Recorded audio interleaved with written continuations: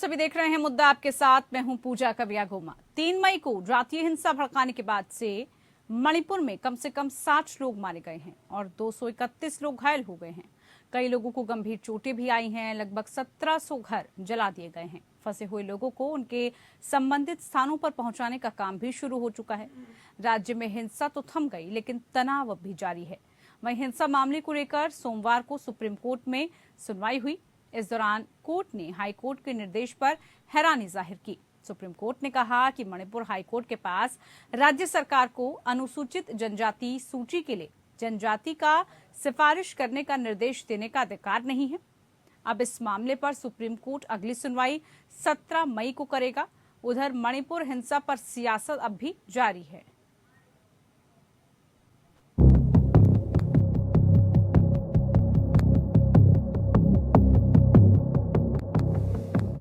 मणिपुर में जाति जनजाति के नाम पर बिछी सियासी बिसात का नतीजा अब हिंसा के रूप में देखने को मिल रहा है।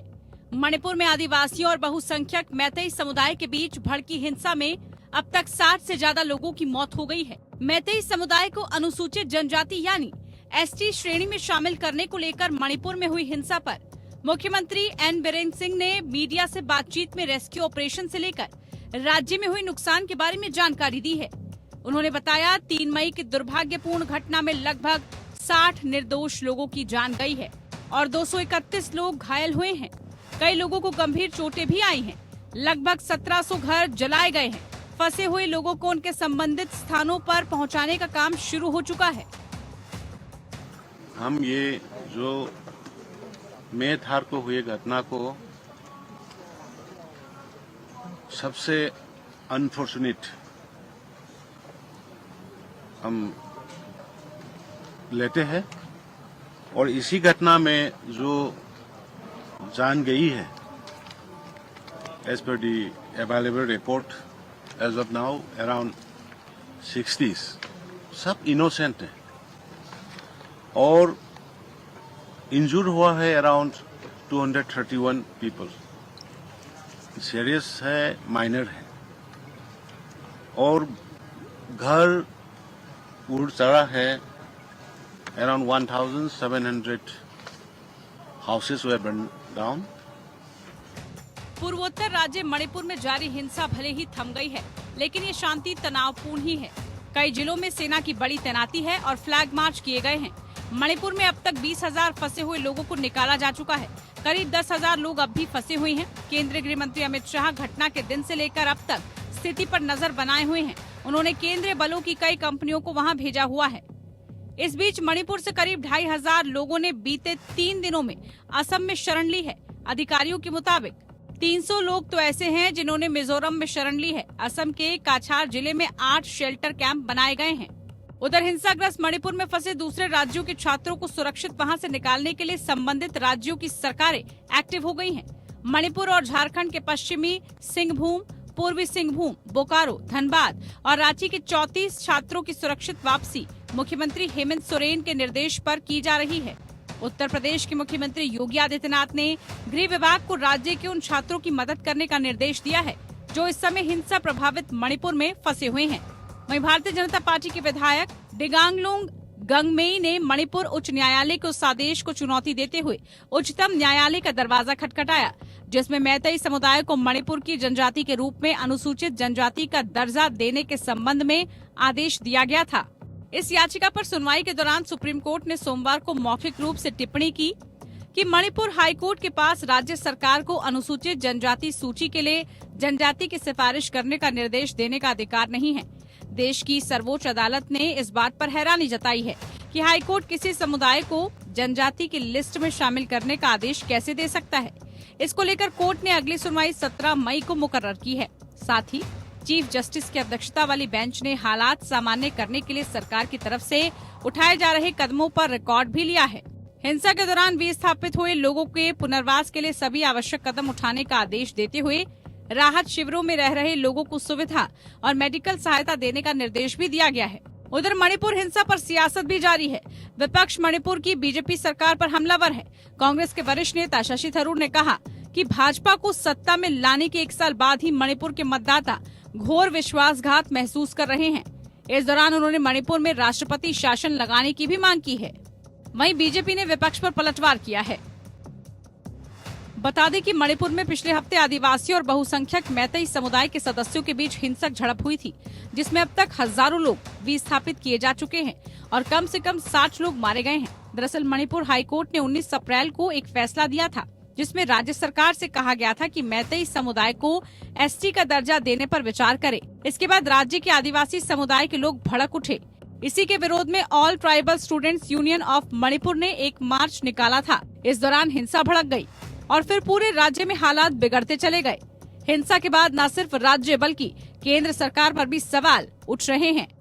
Bureau report, APN news. तो देखिए, रिपोर्ट हमने आपको दिखाई कि आखिरकार पूरा मामला है क्या, विवाद किस बात को लेकर हो रहा है। कई सवाल अब मणिपुर की शांति को लेकर, शांति बहाल वहां पर कब हो पाएगी, कैसे हो पाएगी, इसको लेकर उठने लगे हैं। इसी पर चर्चा करने के लिए खास मेहमान हमारे साथ जुड़ चुके हैं पैनल में। हमारे साथ आनंद शंकर जी, बीजेपी नेता जुड़े हैं, बहुत स्वागत है कार्यक्रम में आनंद जी आपका। हमारे साथ डॉक्टर अरुणेश यादव जी, कांग्रेस नेता जुड़े हैं, आपका भी बहुत स्वागत। हमारे साथ डॉक्टर प्रदीप शर्मा, वरिष्ठ अधिवक्ता सुप्रीम कोर्ट, आपका भी बहुत स्वागत। सबसे पहले आनंद शंकर जी, कार्यक्रम की शुरुआत और सवाल आप ही से, जो कुछ भी इस वक्त मणिपुर में चल रहा है, हिंसा भड़की, लेकिन अब उसे कंट्रोल करने के लिए क्या कुछ किया जा रहा है, किस तरह के प्रिवेंटिव एक्शंस लिए जा रहे हैं, सरकार कर क्या रही है? देखिए पूजा जी, ये जो भी घटना होती है बहुत दुर्भाग्यपूर्ण है। बहुत सारी चीजें ऐसी हैं जिसमें विधायिका, कार्यपालिका और न्यायपालिका मिलकर चीजों को डिराइव करती है। मणिपुर में इस जनजाति को लेके आने के संदर्भ में जो घटना हुई है बहुत दुर्भाग्यपूर्ण है और इस पर केंद्र की तरफ से भी आदरणीय गृह मंत्री जी बहुत ही संवेदनशीलता से इस पर नजर गड़ाए हुए और जितनी सहायता बन पा रही है वहाँ से पैरामिलिट्री को भेजना हो या फिर पैरामिलिट्री के लोग जाके वहाँ पे फ्लैग मार्च करके चीजों को नियंत्रण में कर चुके हैं और ये अब काफी चीजें कंट्रोल में है। जो हुआ उसको तो भरपाई नहीं किया जा सकता, उसके ऊपर हम संवेदना ही व्यक्त कर सकते हैं। लेकिन हुआ क्यों ये ऐसा मौका क्यों आनंद जी? बाद में हम संवेदना व्यक्त कर सकते हैं, लेकिन 60 लोग मारे गए, न जाने कितने मासूम घायल हैं जिनको अभी भी उपचार चल रहा है, कितने लोग विस्थापित हो गए हैं, इधर उधर भटक रहे हैं। इतना गंभीर मसला, आखिरकार ये नौबत ही वहां पर क्यों आ गई? क्या पहले से वहां पर स्थितियों को नहीं भापा गया, पहले से कंट्रोल नहीं किया गया? जब कहा गया कि प्रदर्शन किया जाएगा, आंदोलन बनता जा रहा है, क्या उसी वक्त ध्यान नहीं दिया गया सरकार की तरफ से वहां? नहीं, सरकार बिल्कुल संवेदनशीलता से इस पे नजर गड़ाए हुए थी, लेकिन ये उच्च न्यायालय का जो निर्देश आया, उच्च न्यायालय की जो एक वर्डिक्ट आई, उस वर्डिक्ट को लेके एकदम से चीजें पॉपअप हो गई और मैतेई समाज और जो वहाँ की बाकी आदिवासी समूह समाज है, इन लोगों के बीच में क्लैश हुआ। तो इसका इतना बड़ा अंदाजा नहीं था, ना इंटेलिजेंस इनपुट था इतने बड़े होने का। एक नॉर्मल कोर्स में जो वहाँ चलते रहता था वो कोई नया आंदोलन नहीं है। मैतेई समाज को जनजाति में लाने का बहुत पुरानी मांग रही है और उस पुरानी मांग को लेकर चर्चा पहले से आनंद जी, हाईकोर्ट ने एसटी लिस्ट में शामिल का ऑर्डर नहीं दिया, राज्य सरकार को सिफारिश केंद्र को भेजने के लिए कहा था। हाँ, तो ये बड़ा विरोधाभास यहाँ पर हो जाता है। बार बार ये कह देना कि उनकी तरफ से किया गया, इसीलिए मैंने ये लाइन स्पेशली कही है, सिफारिश की गई, आप भेज सकते हैं। की गई थी और इस सिफारिश को लेके एक आउटरीच हो गया उनके मन में, कहीं न कहीं सुरक्षा की भावना है कि कहीं हमारे शेयर को काट के इनको नहीं दिया जाना चाहिए और इसको लेके ये घटना हुई। तो जो ये घटना हुई है ये बहुत दुर्भाग्यपूर्ण है, ये नहीं होनी चाहिए थी, लेकिन अब इससे यानी कि आप कन्वे नहीं कर पाए जनता को, आप सही तरीके से इसको कन्वे नहीं कर पाए, इसीलिए वहां पर इस तरह के हालात उत्पन्न हो गए। ठीक है, चर्चा करेंगे आपसे भी। डॉक्टर अरुणेश जी भी हमारे साथ जुड़े हुए हैं। ठीक है, कांग्रेस से प्रतिक्रिया लेते हैं। इसमें कोई सफाई नहीं दी जा सकती। नहीं, ये इसीलिए देखिए हम लीगल पहलू भी समझेंगे। प्रदीप जी भी हैं हमारे साथ, पूरा बारीकियों के साथ और पूरी इसकी प्रक्रिया क्या होती है, किस तरह से होती है, उस पर भी हम जरूर नजर डालेंगे। लेकिन डॉक्टर अरुणेश जी, क्या इस वक्त जिस तरह की स्थितियां बन रही हैं और अब ये कहा जा रहा है कांग्रेस की तरफ से कि मुख्यमंत्री को स्टेप डाउन ले लेना चाहिए, क्या आपको लगता है सीएम के स्टेप डाउन करने से स्थिति वहां कंट्रोल में आ जाएगी? देखिए, राज्य सरकार में अगर किसी भी राज्य में कोई दुर्घटना होती है तो उसकी नैतिक जिम्मेदारी राज्य के मुख्यमंत्री की होती है और साथ ही साथ केंद्र सरकार की भी एक बड़ी अहम जिम्मेदारी बनती है कि अगर कहीं स्थितियां बिगड़ रही हैं तो सिर्फ पैनी नजर न रखी जाए, जो सकारात्मक कार्रवाई होनी चाहिए थी वो कार्रवाई की जाए, और निश्चित तौर पे कहीं ना कहीं इसमें मामले को उतनी गंभीरता से नहीं लिया गया। जैसे कि आप कह रहे थे कि एकदम से इतना बड़ा मोह नहीं बनता है, कोई भी दुर्घटना होती तो एकदम से नहीं होती कि एकाएक हजारों लोग आ गए और उन्होंने 1700 घर जला दिए, सैकड़ों लोगों को बेघर कर दिया। उस मूवमेंट को तैयार होने में 2 से 3 दिन का समय जरूर लगा होगा। तो वहां पे सरकार को ध्यान देना चाहिए था। जब हाई कोर्ट ने उस तरह का विवादित फैसला दिया तो राज्य सरकार को पहले ही केंद्र सरकार को इस चीजों को संज्ञान में लेने मैं बार-बार एक चीज कह रही हूँ सर, हाई कोर्ट ने एसटी लिस्ट में शामिल का ऑर्डर नहीं दिया, राज्य सरकार को सिफारिश दी है, तो उसको विवादित बात नहीं। तो कही कि केंद्र सरकार को ये सिफारिश किसी समुदाय को एसटी बनाने का ऑर्डर हाई कोर्ट या कोई भी कोर्ट दे ही नहीं सकती। ऑर्डर नहीं दिया गया, आप मेरी बात समझिए। हाँ, कोर्ट ने ये तो कहा कि राज्य सरकार केंद्र सरकार को सिफारिश कर दे। तो जब इन्हें अंदाजा था कि हाई कोर्ट की तरफ से कोई डिसीजन आ रहा है तो सुरक्षा के पुख्ता इंतजाम होने चाहिए। ठीक। इसी तरह हमने देखा था हरियाणा में भी, पिछली बार 5-6 साल पुरानी घटना है, पूरा हरियाणा जल गया था जब जाटों ने आंदोलन किया था, जाट समुदाय ने। तो वहां भी उस समय केंद्र में और राज्य में डबल इंजन की ही सरकार थी और वहां भी लापरवाही बरती गई, जिसमें हजारों करोड़ रुपए का जान माल का नुकसान हुआ था। और इस समय जो मणिपुर में हो रहा है वो बड़ा ही दुखद है। आपको क्या लग रहा है? दुखद है और बहुत ही शर्मनाक है। ठीक है, बिल्कुल ये सब मान रहे हैं, लेकिन क्या लग रहा है अब आपको, ये हिंदू बनाम बाकी धर्म, बाकी रिलीजियस हो गया है, इसी वजह से हिंसा भड़क गई और विपक्ष इसमें कहा जा रहा है बड़ी भूमिका निभा रहा है? देखिए, अगर जहाँ कहीं भी हिंसा होती है तो वहाँ विपक्ष की भूमिका बीजेपी जरूर डाल देती है। जिन राज्यों में बीजेपी की सरकार नहीं है तो वहाँ तो ये कह देते हैं, जैसे अभी बंगाल में और बिहार में दंगे हुए थे, हालांकि वो दंगे करवाने वाले बजरंग दल के कार्यकर्ता थे, लेकिन ये लोग वहाँ बोल देते हैं कि साहब विपक्ष की नाकामी से ये हुआ। लेकिन अब जहाँ इनकी डबल इंजन की सरकार है, केंद्र में भी इनकी सरकार है, राज्य में भी इनकी सरकार है, वहाँ भी ये विपक्ष पे ही निशाना साध रहे हैं। भाई, विपक्ष का ये काम नहीं है कि दंगे करवाएं, दंगे करवाना ये हमारी कभी भी नीयत नहीं रही है। खासतौर से हमारी पार्टी ने कभी भी इस तरह का काम नहीं किया और कोशिश तो नहीं होनी चाहिए। हम हर तरीके से तैयार हैं, हमसे जो सहयोग चाहिए, हमारी सहानुभूति है वहाँ के लोगों के साथ, और हमसे जो सहयोग चाहिए हर तरीके से हम सहयोग करने को तैयार हैं। क्योंकि देखिए, नुकसान तो हमारे देश का हो रहा है, जो संपत्ति जल रही है वो हमारे देश की संपत्ति है, वो न मेरी संपत्ति है न बीजेपी के हालात ही ना उत्पन्न हो अगर यही सब सोचने लग जाए तो। महराज, चलिए, क्या इस पर पूरा लीगल पहलू रहता है? प्रदीप जी हमारे साथ जुड़े हुए हैं।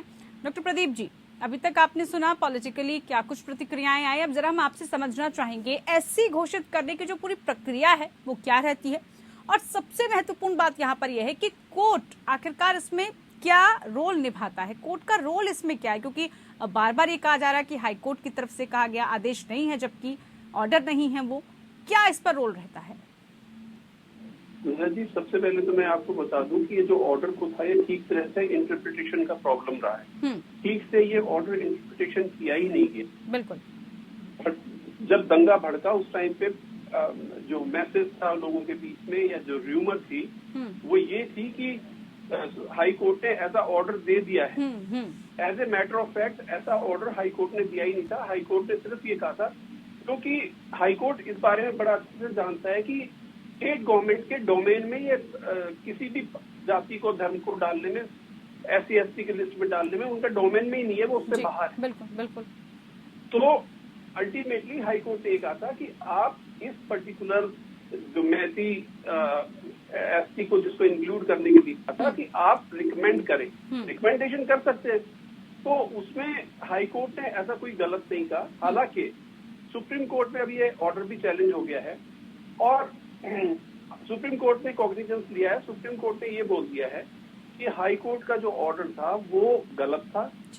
हाई कोर्ट को इस तरह ना तो ऑर्डर करना चाहिए था, ना ही ये हाई कोर्ट के ऑर्डर के हाई कोर्ट की पावर्स के डोमेन में है। बिल्कुल उनके अधीन ही नहीं है। हाँ। उनकी जो परिनिधि है, उनका जो एरिया है, उससे बाहर है ये। तो उन्होंने इसलिए उस ऑर्डर के ऊपर अभी स्टे लगा हुआ है। अभी प्रक्रिया चल रही है, अभी इसकी हियरिंग्स होंगी, अल्टीमेटली ये हो जाएगा। आपको मैं एक बात और बताऊं पूजा जी,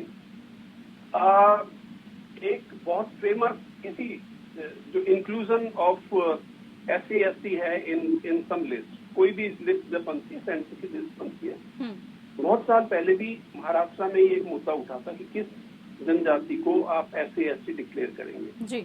उसके अंदर एक बहुत फेमस जजमेंट है, स्टेट ऑफ महाराष्ट्र वर्सेस मिलन करके एक जजमेंट, उसमें सुप्रीम कोर्ट ने उस पर्टिकुलर जो जजमेंट है उसका हवाला देते हुए कहा था कि हाई कोर्ट का फैसला इसलिए भी गलत है क्योंकि देखिए, एक चीज क्या होता है कि कोर्ट्स के पास इतना काम होता है और एडवोकेट्स का काम क्या होता है, एडवोकेट्स का काम होता है कोर्ट को असिस्ट करना। बिल्कुल। असिस्ट करने के मतलब दोनों पार्टीज को ये बताना है कि ये चीज ऐसे हो सकती है, ये गलत है, ये जजमेंट है इसके बारे में, ये सब हम असिस्ट करते हैं कोर्ट को। That is why we are called officers of the court. तो ये ड्यूटी बनती थी एडवोकेट्स की भी कि आप कोर्ट के अंदर जब ये आर्गुमेंट चल रहा था उस टाइम पे ये बताते, क्योंकि ये कोई जजमेंट ऐसी छोटी मोटी जजमेंट नहीं, बहुत रिपोर्टेड जजमेंट है जो स्टेट ऑफ महाराष्ट्र वर्सेस मिलन की है, और इसी का सुप्रीम कोर्ट ने कॉग्निजेंस भी लिया है। तो दो बातें हैं इसमें, एक तो कोर्ट के सामने, हाई कोर्ट के सामने कंसीलमेंट ऑफ फैक्ट हुआ, जो सही तथ्य थे वो कोर्ट के सामने प्रस्तुति नहीं किए। हाई कोर्ट के ऊपर अपना इतना बर्डन होता है कि वो हर चीज याद कर सके, प्रैक्टिकली ये पॉसिबल ही नहीं है किसी भी जज के लिए। हजारों करोड़ों जजमेंट्स हैं, कब से, जब से देश आजाद हुआ जब से जजमेंट्स हैं। आप बताइए किसी एक जज के लिए पॉसिबल है कि ईच एंड एवरी जजमेंट को वो पढ़ सके, याद रख सके? प्रैक्टिकली पॉसिबल नहीं है। तो क्या है कि एक तो कंसीलमेंट ऑफ फैक्ट हुआ कि ये पर्टिकुलर फैक्ट कोर्ट की जस्टिस की नजर में नहीं लाया गया कि जी आप ऐसा नहीं कर सकते, क्योंकि स्टेट ऑफ महाराष्ट्र वर्सेस मिलन करके एक जजमेंट है। अब उसमें बोला क्या गया है, उस जजमेंट में ये बोला गया है, ना तो कोई स्टेट गवर्नमेंट, ना कोई कोर्ट, ना कोई ट्रिब्यूनल या कोई ऐसी कोई भी अथॉरिटी इस लिस्ट को चेंज नहीं कर सकती। ना तो चेंज कर सकती है, ठीक है, ना उसमें ऐड कर सकती है, ना अमेंड कर सकती है, क्योंकि ये जो दायरा है जिसमें आप लिस्ट को कर सकते हैं SC/ST लिस्ट के अंदर, ये सिर्फ प्रेसिडेंट के पास पावर है। तो आर्टिकल इसमें एक छोटा सा सवाल मेरा प्रदीप जी, तो क्या केंद्र अगर कोर्ट के ऑर्डर के बावजूद ST में शामिल की जो सिफारिश है क्या वो रद्द कर सकता है? क्या उसके पास वो अधिकार है, उसके डोमेन में है ये चीज? अभी तो पहले तो ये matter between high court and higher है, क्योंकि इसमें बेसिकली क्या होता है मैं बता दूं, इसका थोड़ा सा बैकग्राउंड आपको बता दूं कि जो मणिपुर में एक हिल एरिया कमेटी होती है, बेसिकली क्या है कि वहां के लोगों को भी, अगर आप SC लिस्ट में नहीं है, क्योंकि 80% ये मैटीज हैं वहां पर, लेकिन इनको भी जो हिल के एरिया में नहीं रहते, जो SC लिस्ट में नहीं आता, वो शायद वहां पर लैंड भी नहीं खरीद सकता है। तो वो एक कमेटी रिकमेंड करती है गवर्नमेंट को, गवर्नमेंट कंसल्ट करती है उस कमेटी के साथ, फिर फाइनली उसकी रिकमेंडेशन वहां पर आती है। तो हाई कोर्ट ने तो जो उन्होंने बताया उसके बेसिस के ऊपर जो तथ्य उनके सामने उस टाइम पे रखे गए उसके बेस पे डिसाइड कर दिया। बट अल्टीमेटली कोर्ट को भी दे शुड हैव कंसीलमेंट नहीं होना चाहिए था, और लीगल माइंड, इसीलिए उन्होंने सुप्रीम कोर्ट ने अब इस ऑर्डर के ऊपर स्टे कर दिया, क्योंकि आर्टिकल जो हमारे संविधान का 342 सब सेक्शन 1 के अंदर उसमें ये सब डिफाइन किया हुआ है कि कौन सी लिस्ट को आप कैसे डालेंगे, किसकी पावर्स हैं, क्या हम चेंज कर सकते हैं, नहीं कर सकते हैं, क्या अमेंड भी हो सकता है, नहीं हो सकता है। तो बहुत सारे ऐसे जो आर्टिकल जो हमारा संविधान है उसके बाहर तो कोई भी नहीं जा सकते ना। तो ये सब बातें अब वो फाइनली हाई कोर्ट के सामने, सुप्रीम कोर्ट के सामने अब आया है, और सुप्रीम कोर्ट इसमें अब कमेटी भी, इसमें आपकी नॉलेज के लिए एक बात मैं और बताना चाहूंगा कि जस्टिस बालाकृष्णन की अगुवाई में अब एक कमेटी का फॉर्मेशन भी हो गया इसके अंदर। तो उनको अब इंफ्रास्ट्रक्चर वगैरह दे दिया जाएगा, और उनको कहा गया कि आप 2 साल के अंदर अंदर इसके बारे में आप अपना डिसीजन देते हैं। चलिए आनंद शंकर जी, सुन लिया आपने सब। देखिए क्योंकि कानूनी पहलू हैं इसमें सारे, अंदर सब कुछ चल रहा है, लेकिन आपको क्या लग रहा है स्थितियां इस वक्त जो कुछ भी चल रही है, केंद्र सरकार आप कह रहे नजरें बनाए हुई है, किस तरह से वहां पर और प्रिवेंटिव एक्शन लेने की इस वक्त जरूरत है? स्थिति और ना बिगड़े, हालात को कंट्रोल में किया जा सके, क्योंकि रोहिंग्या से लेकर चाहे म्यांमार के वहां पर हो, वो सभी चीज भी वहां पर अब हावी होती हुई नजर आ रही है। इसको कैसे कंट्रोल किया जाने की आवश्यकता है? First of all, I was not trying to get politics into this debate. However, my friend Arunesh Yadav, in his desperate mood, brought politics into it. So let me recreate and tell my friend, ये हिंदी में मैं बता दूं, ये bordering state पे कांग्रेस की जो एक कुनीति रही है शुरू से, चाहे वो नॉर्थ ईस्ट हो, चाहे वो JNK हो, या और भी बॉर्डरिंग स्टेट्स हो, वहां पे इनका डिसेपरेट केंद्र से समाप्त होना, हर एक राज्यों से समाप्त होना, और वहाँ जितने लोगों ने ये आगजनी की है उसमें कांग्रेस के NSU तो सर आपकी सरकार है ना, साल भर हो गया है, पूरा का पूरा प्रमाण है यहाँ पे। और अभी देखिए जस्टिस जब सब लोग पकड़े जाएंगे तो आपके सामने आ जाएगा। अरुणेश जी जो बात कर रहे थे, ये बिल्कुल सुनियोजित तरीके से कांग्रेस का ये प्रायोजित दंगा था। एक बात समझ लीजिए, ये कैसा जवाब है सर? अगर फेलियर सरकार का है तो आप विपक्ष पर डाल नाकामी को, आप अगर फेलियर है, आप स्थितियों को नहीं समझ पाए, आप कंट्रोल नहीं करा पाए समय पर रहते हुए, आप विपक्ष पर डाल देंगे कि सुनियोजित है, सब कुछ पहले से प्री प्लान किया गया था। गृह मंत्री जी, प्रधानमंत्री जी इस समय कर्नाटक चुनाव में बिजी आपको पता है सेंसिटिव एरिया है, सेंसिटिव स्टेट है, बॉर्डर एरियाज है, चीन से लेकर तमाम देशों की नजरें हैं, कैसे आप ये बात कह सकते हैं? कमी से मर रही थी और यहाँ पे आपको फोर्स पहुंचानी चाहिए थी, यहाँ जनता की सहूलियत के लिए काम करना चाहिए था। अरुणेश जी बोलने दीजिए, एक बार बात कंप्लीट करने दीजिए। आप कर्नाटक चुनाव में बिजी, आप अपनी नाकामी को हमारे ऊपर नहीं थोप सकते। बोलिए बोलिए, बात कंप्लीट कीजिए Anand ji.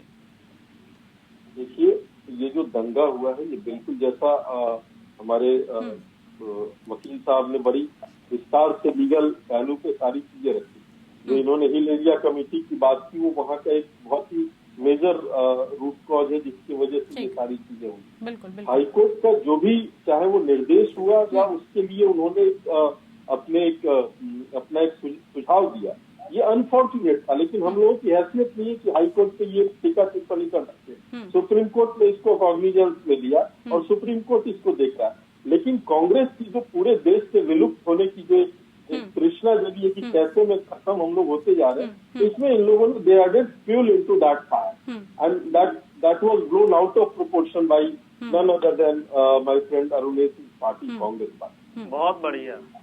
Arunesh ji, cabinet collective responsibility आपको बता दूं पूजा जी, यही लेना चाहती है क्या, ताकि राष्ट्रपति शासन वहाँ पर लग जाए? हमारे साथी जो बात कह रहे हैं, अगर इजाजत हो तो 1 मिनट का समय लूंगा। बहुत जल्दी अरुणेश जी, बहुत जल्दी। आनंद जी मेरे पास समय नहीं है, जवाब देने दीजिए, जवाब ले लीजिए। कहावत ये है जी, नाच ना आए आंगन टेढ़ा। जब लोमड़ी अंगूर नहीं खा पाती है तो कहती है साहब अंगूर खट्टे हैं। आपके मुख्यमंत्री पूरी तरीके से क्या आप दोनों बोलेंगे तो गृह मंत्री जी निष्कर्ष पर नहीं आएगी, निष्कर्ष पर नहीं आ पाएगी, कंक्लूजन नहीं निकल पाएगा। फिर आप वहाँ टेलीफोन डिस्कनेक्ट हो गया, समय भी अब इजाजत नहीं दे रहा है, माफी चाहेंगे। बहुत शुक्रिया आप सभी खास मेहमानों का, आप हमारे साथ जुड़े। तो मुद्दा में फिलहाल के लिए इतना ही, नमस्कार।